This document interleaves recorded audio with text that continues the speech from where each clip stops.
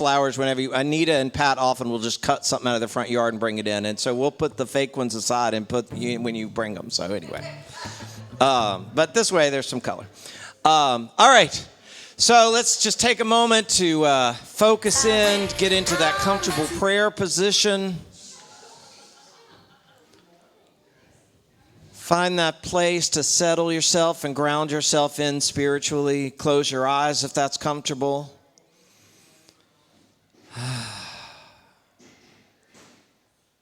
Finding that place to just say, yes, God. Yes. Yes. Thank you for this day. Thank you for this place. Thank you for all these incredible people that have joined together in our like-minded journeys together. Yes. Thank you, God. Thank you, God. Thank you, God. And so it is, and amen. And now we're going to go into the call to worship song, which Nick is going to lead.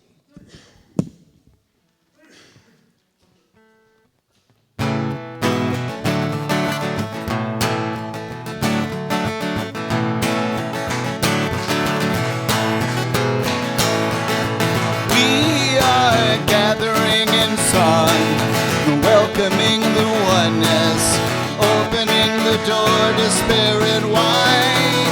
We are walking into light, down together on a journey through the miracles inside. There is abundance in our fellowship. This is a place we all belong. We trust in this great holiness. This is the moment, come along. We are gathering in song, welcoming the oneness, opening the doors of spirit wide. We are walking into light, starting out together on a journey through the miracles inside. There is a promise in our thankfulness. We know that when we seek, we find. We place our trust in this great holiness. This sacred space is yours and mine. We are gathering in song, welcoming the oneness, opening the doors of spirit wide. We are walking into light, starting out together on a journey through the miracles inside. We are gathering into light, welcoming the oneness, opening the doors of spirit wide. We are walking into light, starting out together on a journey through the miracles inside. On a journey through the miracles inside.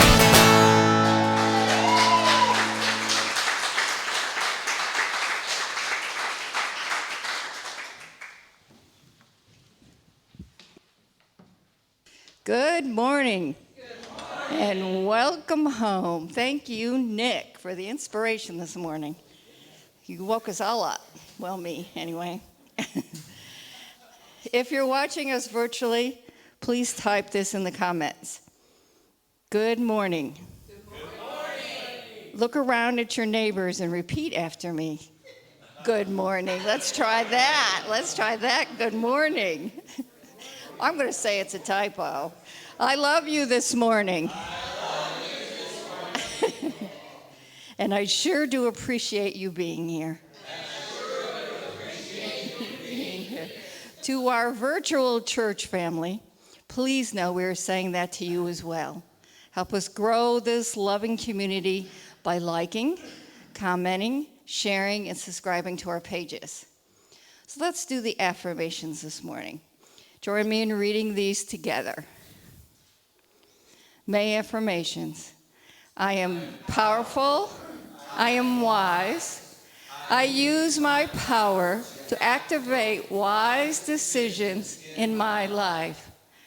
I breathe in peace and I breathe out peace because I am the peace I seek. Now we'll do the unity principles. Please join me in affirming Unity's 5 foundational principles. 1, there is only one ultimate power in the universe. That power is God, and his nature is absolute, unchanging good. Human beings were created from absolute good, and so our inherent nature is also good. We call the inherent goodness of human beings the Christ. Our thoughts are our creative power. Whatever we persistently focus our thoughts and feelings upon manifests in our lives. Prayer and meditation are essential elements of the spiritual life because they focus our thoughts on our oneness with God and all creation. It is not enough to know the truth. We must put that truth into action in our lives. We must live the truth we know. Nana, our honorary prayer chaplain, will bring up the prayer box now. And if you didn't put a prayer in it, just hold that thought in your mind that your prayer is right there and pretend it's in that box in your mind. I'm the prayer chaplain on duty today. No matter what you're going through, our prayer chaplain team want to pray with you about it. Seek one of us out after the service today. To be included in our prayer list, you can fill out a form and put it in the prayer box before or after the service, or you can click the prayer request button on our website. Prayer works. So let's do it together now. I invite you to think of someone or something that you'd like to send some love to as we pray together.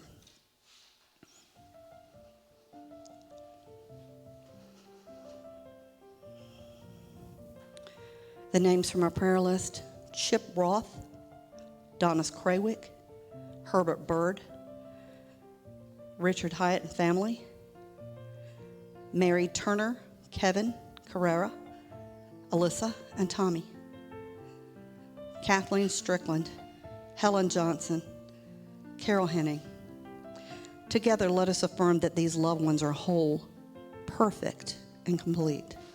We are standing with them knowing that God is already actively working in partnership with each person to grow through the appearance of challenges.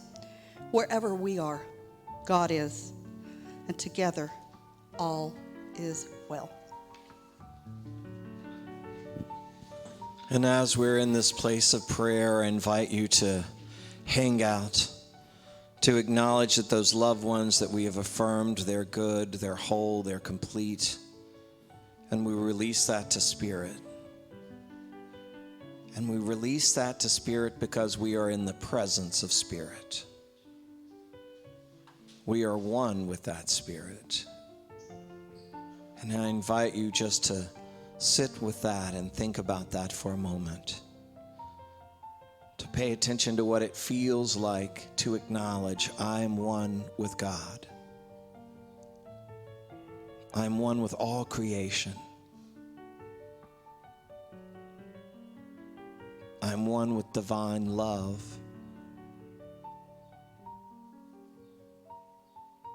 I am one with divine peace.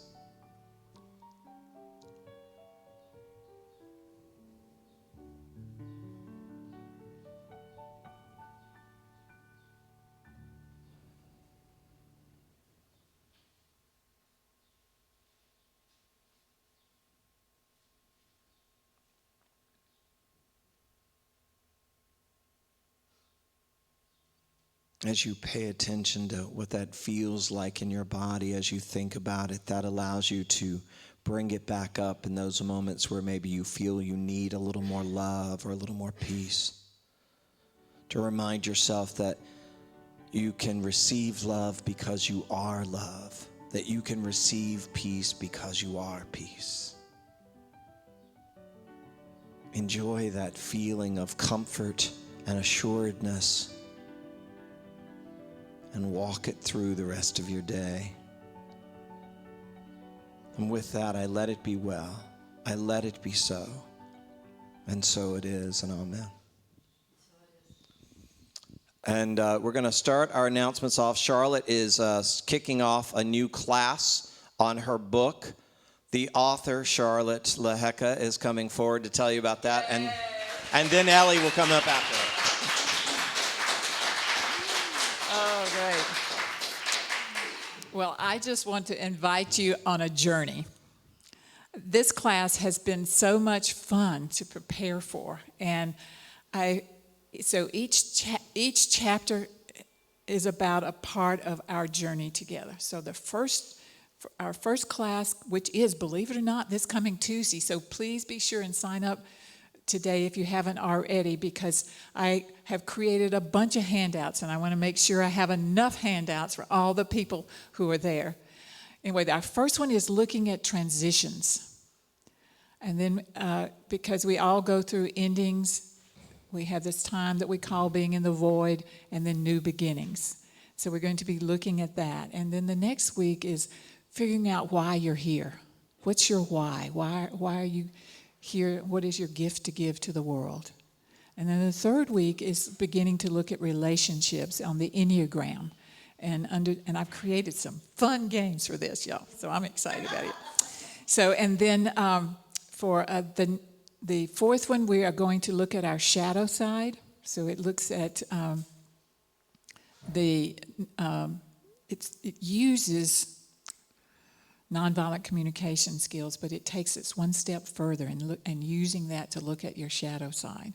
And then the fifth week will be an extension of the second week, so that we've found out who we came here to be. Now let's see how we're going to put it into practice. And then the last one, but not the least, is prayer and meditation. So I invite all of you to come. It's going to be on Tuesday nights, starting this Tuesday from 6 to 8:30 here in the building. It's only going to be in person, because I'm going to have you up and moving and doing, and I just couldn't figure out a way to do that on Zoom. So thank you, and I look forward to anyone who thinks they want to go on a journey with me to sign up and join in.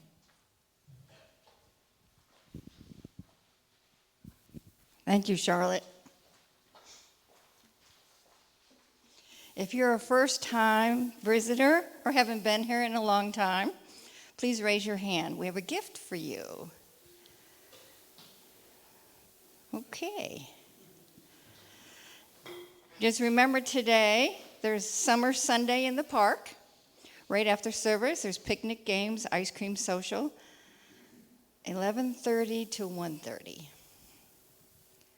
Please bring your lunch, your chair, and your fun. Meet at the Arboretum, Lindley Park, by the bridge. UIG Youth will sponsor an ice cream social. Donations of ice cream toppings would be appreciated. We have 4 easy-to-throw Frisbees.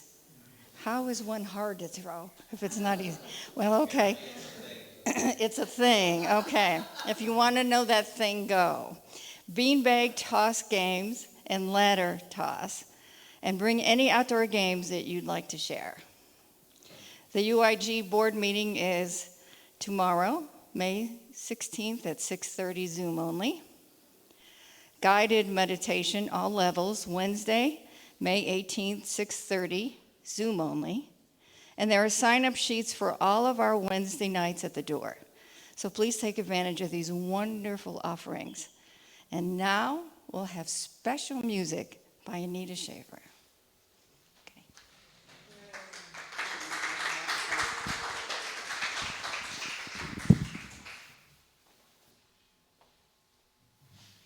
I just looked down and my words were not beside my seat. I was like, oh my God, I've lost the lyrics to a song, and they're up here.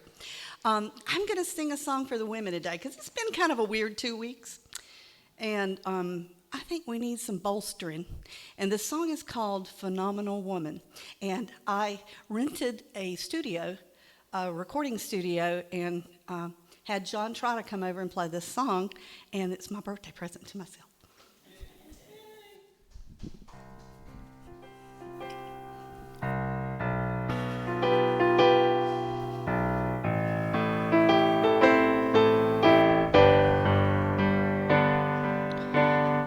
Pretty women wonder where my secret lies. I'm not cute or built to suit a fashion model size. But when they start to tell them, they think I'm telling lies. I say it's the reach of my arms, the span of my hips, the stride in my steps, the curve of my lips. I'm a phenomenal woman. I'm a woman, baby, that's me.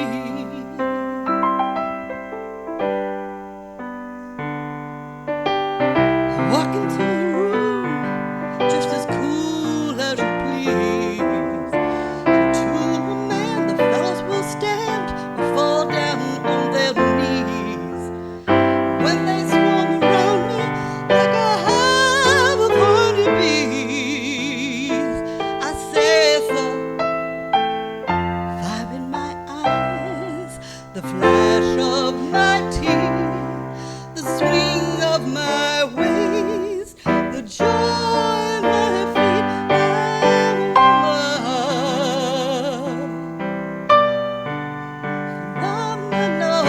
I'm a woman. I'm a woman, baby, that's me.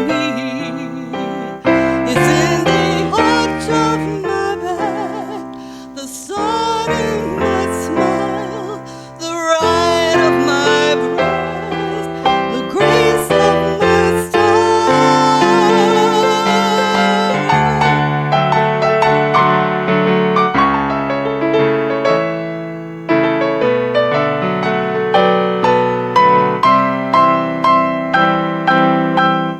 Now you understand why my head's not bowed. I don't shout or jump about or have to talk real loud. When you see me passing, it ought to make you proud. I say it's the click of my heels, the bend of my hair, the palm of my hand, the need for my care.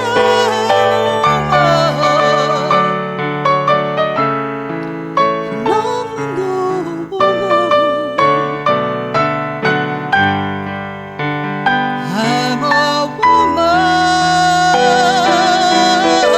woman, baby, that's me. Phenomenal woman, phenomenal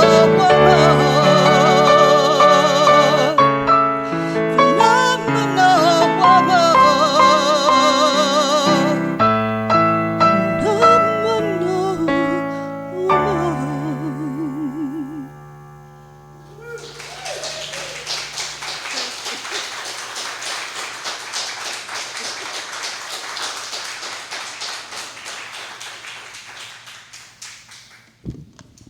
Yay.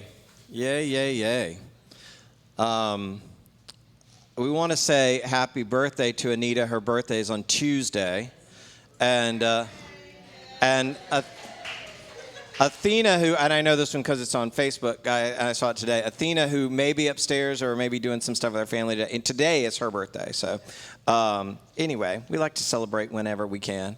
So, and speaking of the opposite side of birthday, just a little PSA of something for you all to think about.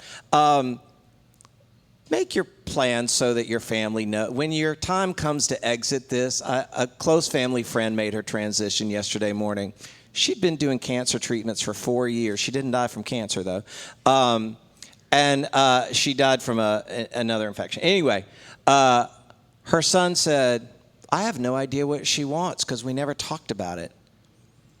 She was in her 70s. So, it's like, I can tell you as someone who was blessed with 2 parents who made all their plans in advance, it is a great comfort so that you don't have to guess. So that's not part of my lesson today. Ruth didn't mention that at all. But I was like, a little PSA. It never hurts to give some thought to some of it and then make that part easier for the people that are left to make the plans. In all honesty, we all know that the funeral is more for the people that are there. The person, they were like, I've checked out. I'm good. But anyway, what were you going to say, Suki?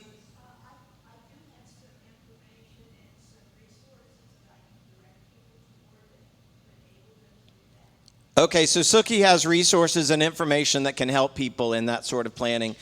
So if you need that, see Suki if you're here. If you're watching us virtually and you want that information, email us at info@unityingreensboro.org, and we'll connect you with Suki and get you that information. So that's not on any of my notes, but I just, there you go. So we are continuing a month of celebrating women and the Bible. For the rest of the month, it's women also in the Bible, but I couldn't say that for the whole month because we did Myrtle last week, and, she did a lot with it, but she's not actually in it. Except we're all one, so she's, we're all in it in some way, right? But anyway, so we're looking at Ruth this week and Esther next week, which are the only 2 women that have books of the Bibles named after them. And so here's kind of the Cliff Notes version of the entire book of Ruth. It's only 4 chapters. So there are 3 main players in this book. There is Naomi, Ruth, and Boaz. And it starts with Naomi and her husband, I never get this name right, Elimelech. I'm glad that name went out. I'm glad I didn't get that.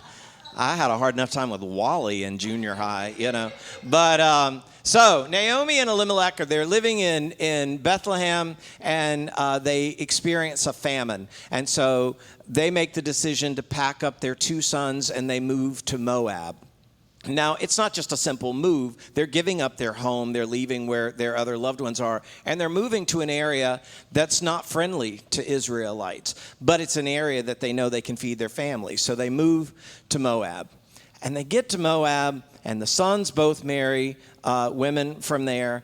And Elimelech, if I'm saying that right, dies.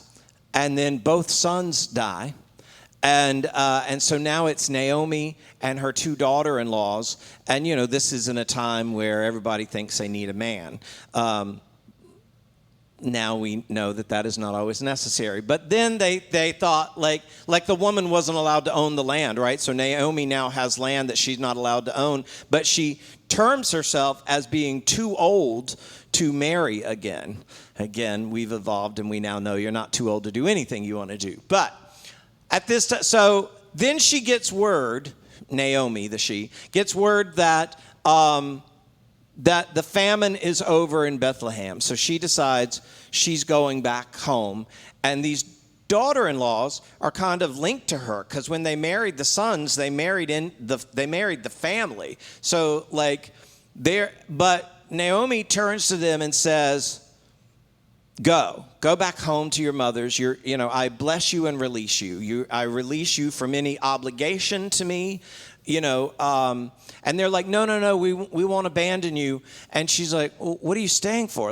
I can't give you any more sons. She's like, and let's say I could. She said, what, are you going to sit around and wait for me to find a husband, which is unlikely, and then get him to get me pregnant, which is also really unlikely. And then I have the baby, and now you got to wait for that baby to become a man for you to marry to then finally have your own family, right? And she's like, go. And the one daughter-in-law hugs her and says, love you, see ya.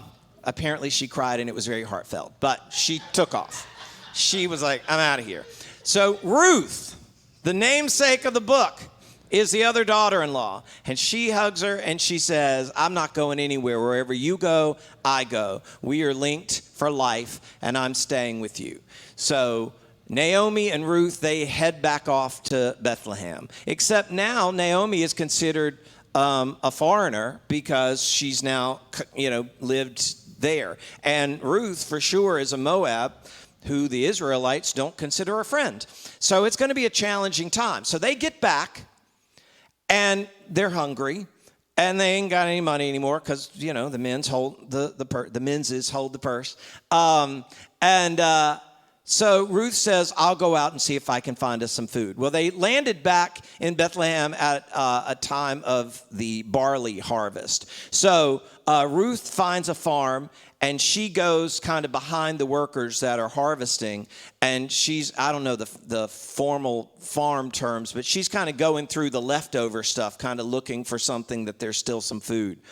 Well, she's stealing is what she's doing because she's now on somebody's farm that owns the farm, and they own even the waste of this, right? So she could get in real trouble. But happily, I said that instead of luckily on purpose, happily she lands on the farm of Boaz, who is considered a gentle and giving spirit and a man of high character. And he knows her story enough to know that she's there and she's helping care for her mother-in-law, and that they're both widows. And you partially in those days know they're widows because they wear like widow clothes. I don't know whether it was all black or what it was, but they're wearing clothes where you see them and you're like, oh, widow. And so he tells the workers to let her have whatever she wants to get out of that. And not only that, but throw back some of the good stuff so that she's got some good food to take home too. And he tells Ruth, you're welcome to come do this, and, God bless you for taking care of your mother-in-law. Ruth goes home. And the mother-in-law, Naomi's like, woohoo, food. And she's like, where did you get all this good stuff? And she said, I met this man, Boaz. And Naomi says, oh, wait, he's one of my family redeemers. So Naomi is related to him. And this term redeemer was a term for, in those days, a man from the family was meant to take on the widow to marry her, especially like she's got land and stuff that somebody's got to claim or somebody's going to take. And this keeps it in the family. And he's one of the family redeemers. And so now Naomi's like, all right, you got to go back out there, but you got to change them clothes because you need to wear I'm available clothes, which were different in those days than what are I'm available clothes today, right?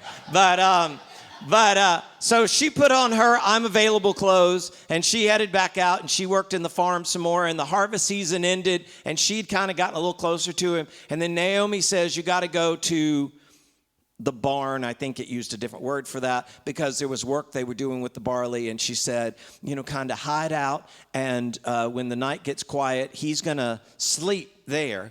And so when he goes to sleep, after he's eaten and, had a little drink, it says, uncover his feet and then lay down at his feet. And so she did that, and he wakes up in the middle of the night, and he's like, who are you? And then she, he sees her, and she's like, I'm related to Naomi, and you're our family redeemer, and will you marry me? She basically proposes to him. And he's like, okay. Now, kind of, he said, okay. He said, I'm willing to, except there is a closer relation to Naomi than me, and he has the right to claim that land. He has a right to, you ladies aren't going to like this. I don't like it either, but it was the truth then. He had the right to claim Naomi and her stuff. So Boaz is like, I got to go ask him first. So the next morning, he said, by the way, you got to kind of slip out of here. You don't want people to see this single, now clearly available by clothes woman slipping out of here in the middle of the night, because then you're ruined. So she goes home. He goes and meets with the relative. they bring in the other elders of the area, so they're witnesses, and he said, here's the deal. Naomi is back. There is an estate that must be claimed that you have to buy, apparently. I don't know who you were buying it from, but you were supposed to buy it. And the guy said, yeah, I'll take it. And he said, the one catch is you have to marry Ruth, the Moab. And he said, oh, no, I'm not doing that. Because, again, Israelites, Moabs, not friends. And he's like, no, that would ruin my reputation or whatever. I'm not going to do it. And so he said, you can have her. And Boaz takes the estate, marries Ruth, because he already knew her to be of high character, even though they didn't think that of them. That separation of us and them, And so, but he already knew she was an us, like he was already connected. So he marries her, and they have their own family. And he then, there's kind of a reversal from the beginning to the end of this story. In the beginning, the husband dies, the children die, and they're left on their own. And then by the end of this story, there's a new husband and there are new children, and the family goes on. And they gave birth, or Ruth gave birth to, don't you love it when men say they gave birth? It's like, let's be honest. Most men in the world, I'm not going to talk about anybody in here, but most men in the world, the second they found out like what they were going to have to go through in the birthing process, they'd be like, no, there's enough people here. We're good, right? Because women have an endurance level. And the good news is, from that metaphysical place, we all have that feminine within us where we can contact that endurance. But women have an endurance level that men are like, no, I'll just find another way. Like, my endurance is, I'll find another route. Anyway, they give birth to a son named Obed, who then becomes the father of Jesse, who then becomes the father of David. And Ruth is the great-grandmother of King David, who then became the lineage to Jesus. So that's the story. That's the physical, like, before we get to the meta part, right? But there's a lot just within that, like, of when you commit. And when you love, right? And, there was nothing wrong with the choice that the other daughter-in-law made. She was offered, hey, there's an easier path. You should take it. And she took it. But Ruth was like, I will not leave you on your own, because I know what, like, a likely destitute life you got if you go that route, because those men would not have wanted to marry an old woman who wasn't likely to give them more family and all of that sort of thing, right? So Ruth hung in there and did that. And metaphysically, Naomi represents the soul. Now, the soul is when we teach that there's spirit, soul, and body. The soul is where the spirit and the human experience meet. So it's like, it's collective. It's also kind of like the subconscious, right? Like, the subconscious is where the human speaks to the God experience, and then the manifestation comes kind of out of that somewhere. So that's the soul. The soul is this place where it's like getting spiritual information, but it's also led by the free will of the human experience that we're given. So Naomi represents this, and famine, let me step back to that. Famine is metaphysically a lack of faith in God's power to prosper. So we're all going to have this moment where things seem real good, and then suddenly it seems like all that went away, and there's the whatever that is for each of us, whether it is a material goods thing, or whether it is I was surrounded by all these people that I loved and loved me, and then they went to China, and so, like, it feels like a famine of a love exchange, right? And in that moment, Naomi, when she got back, she said, call me Mara, because Mara represented, and metaphysically it's the same thing, but this was like it says this in the Bible, Mara represents bitter. And so Naomi had become bitter with her life experience. She thought that God had failed her, that like the abundance of life was with being withheld from her. Instead of what this story ultimately shows is that spirit nature in us is always ready to provide, and it's always providing. It's not taking away. Do things seemingly go away in our lives? Yes, but you can either get caught up in seeing that emptiness, or you can start looking for the good.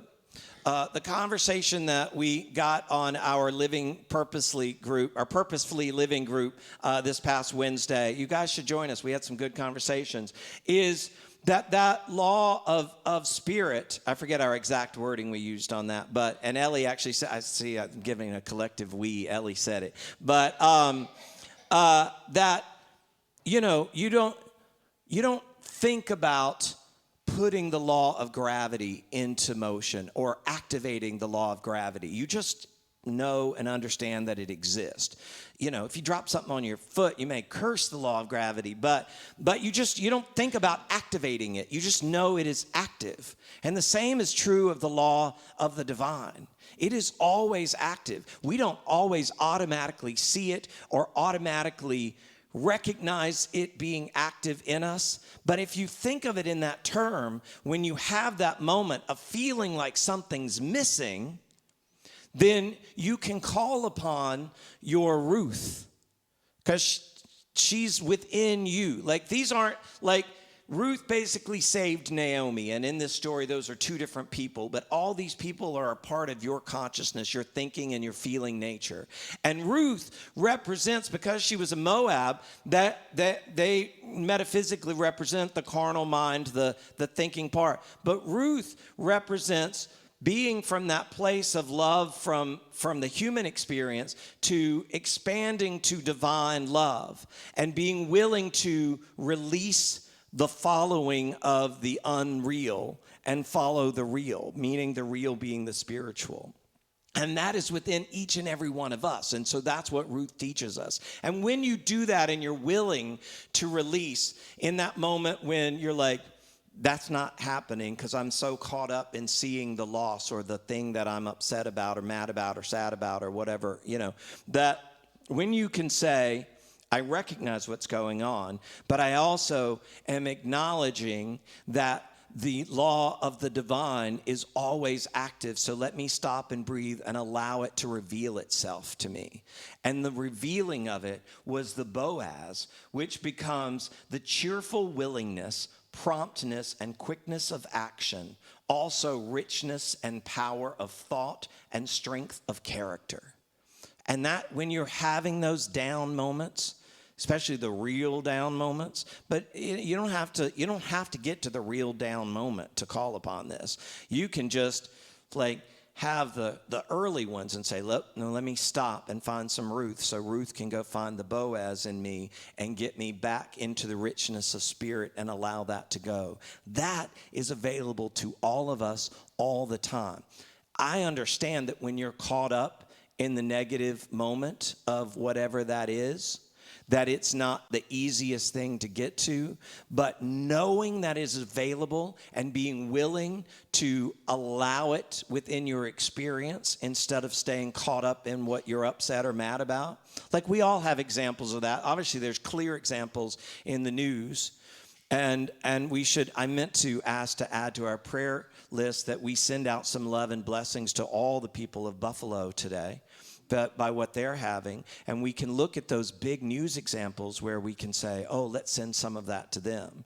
But we all have our own things that we feel like, in those old days, back in the good days. Well, today can be that same good day in the today way. What you enjoyed yesterday or 20 years ago, you can use that memory, but you can't relive before you got here this morning, much less 20, but you can create that same kind of stuff by releasing and allowing the divine to flow within each one of us. And we can all encourage each other to do that. But ultimately, it is an in one, through one, to one experience.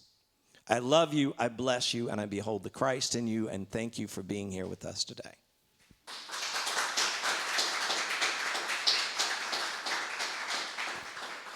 So now is our time to give our love offerings and tithes.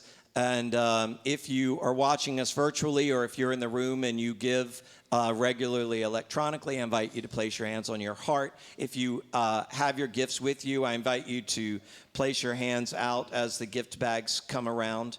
And let us all say this prayer together. Divine love, through me, blesses and multiplies all that I have, all that I give, and all that I receive, and I am grateful.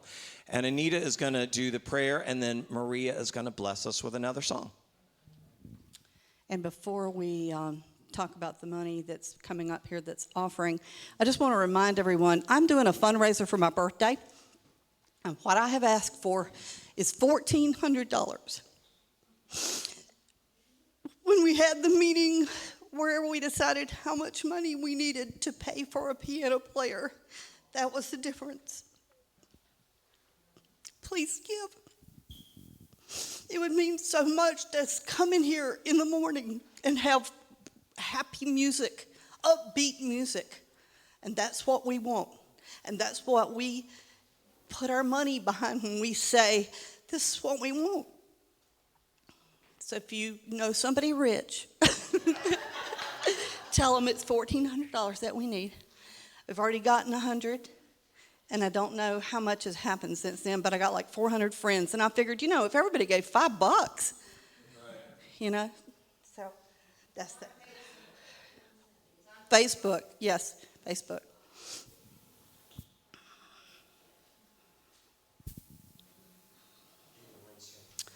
Okay, let's close our eyes and be thankful for these gifts. No matter what the size of the gift, the energy with which the gift is given is critical. Think now, I want my money to go to something good, to a church that celebrates diversity and unity and love, and who invites anyone who has never felt at home anywhere else to come here, because this is your home. And so it is. Amen.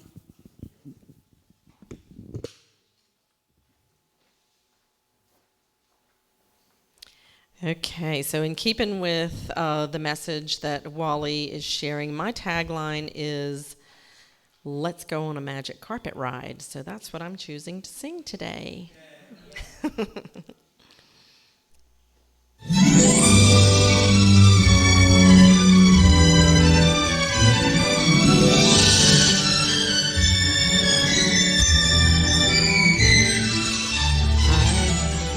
I can show you the world, shining, shimmering, splendid.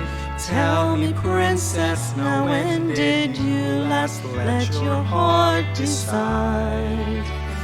I can open your eyes, take you wonder by wonder, over, sideways, and under, on a magic carpet ride. A whole new world, a new fantastic point of view. No one to tell us no, or where to go, or say we're only dreaming. A whole new world, a dazzling place I never knew. But when I'm way up here, it's crystal clear that now I'm in a whole new world with Now you. I'm in a whole new world with Unbelievable sights, indescribable feeling, soaring, tumbling, freewheeling through an endless. Don't you dare close your eyes. 100,000 things to Gets see. better. I'm like a shooting star. I've come so far. I can't go back to where I used to be. Everything a surprise. New horizons. Every moment red letter. I'll chase them anywhere. There's time to spare. Let me share this whole new world with you. A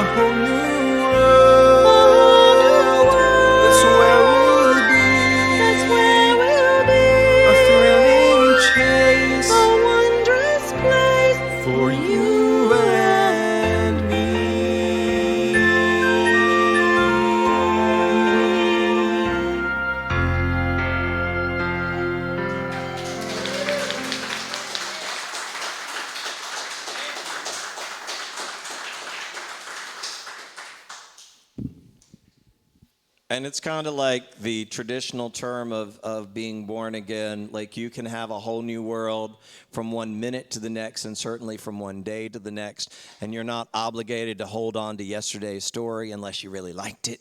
Then, grab hold tight. But if you didn't like it, you do not have to carry it into tomorrow. I mean, it'll keep trying to push its way in, but you can shut it. You are the powerful one. Anyway, we want to remind you that today we're going to Lindley Park here right after. So we're going to put all this stuff up, and people are going to go to Lindley Park. And Gayla and Miranda have done a lot of work in like preparing for this and lining up to have some games there for stuff.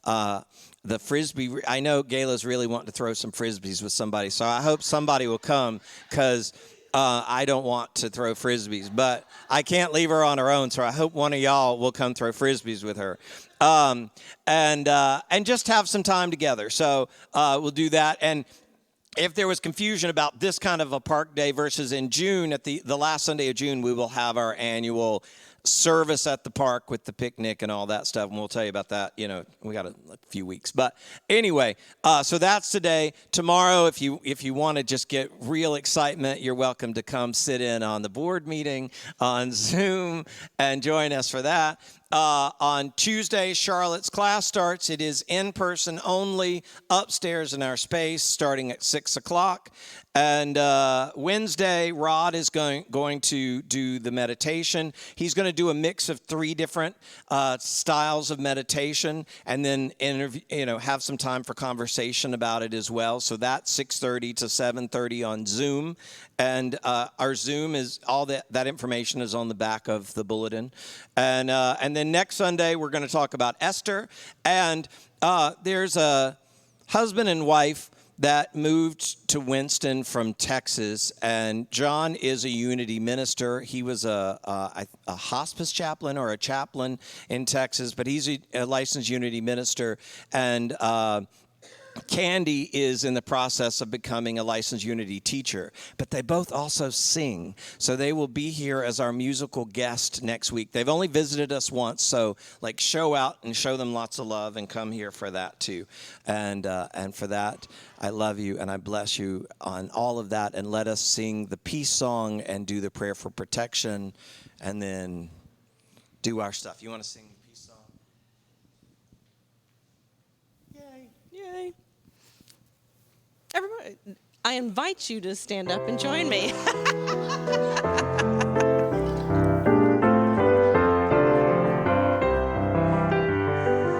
Let there be peace on earth, and let it begin with me.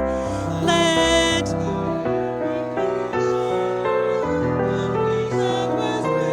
to be God as creator, family all are we. Let us walk with each other in perfect harmony. Let peace begin with me. Let this be the moment now. With every step I take, let this be my joyous vow. Take each moment and live each moment, peace eternally. Let there be peace on earth, and let it begin with me. The light of God surrounds us. The love of God enfolds us. The power of God protects us, and the presence of God watches over us. Wherever we are, love is, peace is, light is, God is, and all is well.